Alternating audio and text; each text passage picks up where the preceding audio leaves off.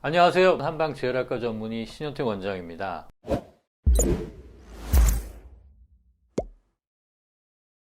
항암 치료를 하고 계신 환자분들 중 항암 치료로 인한 부작용으로 고생하시는 분들을 많이 보게 되는데요. 항암 치료가 독해서 그렇다, 시간이 지나면 나아진다고들 하지만 때로는 이런 부작용들이 너무 심해서 항암 치료를 중단할 수밖에 없는 상황까지 이르는 경우도 있으니까 항암 치료 부작용이나 관리도 결코 가볍게 생각해서는 안 될 것 같습니다. 암 치료에 있어서 가장 표준이 되는 치료는 세 가지입니다.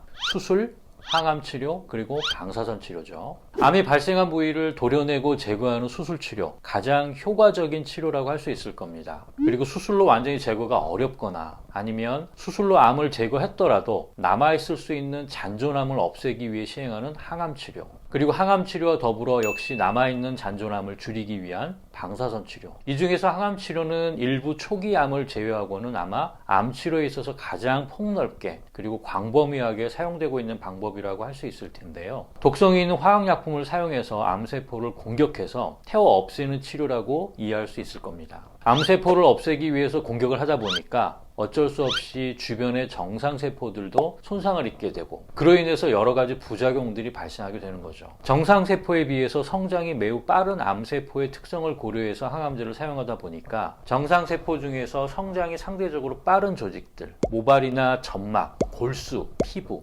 이런 것들이 항암제의 사용으로 인해서 더 많은 손상을 입게 되고 이와 관련된 증상들로 고생하시는 것을 항암치료 부작용이라고 부르고 있는 거죠. 대표적으로 나타날 수 있는 항암치료 부작용들은 구역감과 구토, 탈모, 구내염을 비롯한 모든 점막의 염증, 변비와 설사 등의 장애 문제, 빈혈, 출혈, 감염에 취약해지는 현상, 수족증후군이라고 불리우는 손발의 저림 현상, 피부의 이상 등 다양합니다. 대부분의 부작용들은 항암 치료 중 초기에 잠깐 나타났다가 시간이 지나면서 완화될 수 있는데요. 환자분의 체력이나 면역력이 떨어져 있는 경우, 또 기존에 가지고 계시던 기저질환 등이 있는 경우는 회복이 더딜 수 있고, 또 일부 증상들은 잘 낫지 않고 오랫동안 지속돼서 수개월에서 수년까지도 환자분을 고통스럽게 하는 경우들이 있습니다. 부작용들을 집에서 혼자 감당하시기가 어려우신 경우는 암요양병원의 도움을 받는 것이 훨씬 더 수월하실 거고요. 항암 치료를 받는 동안 부작용이 너무 힘들어서 대학병원에서 정해준 항암 치료 스케줄을 지키지 못하는 경우도 있을 수 있는데, 치료 스케줄대로 항암 치료가 진행되지 않는 경우에 암의 치료 효과가 떨어질 수도 있거든요. 그래서 면역 치료를 통해 부작용에 대한 관리를 잘하는 것은 결국 암의 치료에 있어서 직간접적으로 매우 중요한 역할을 한다고 할 수 있을 겁니다.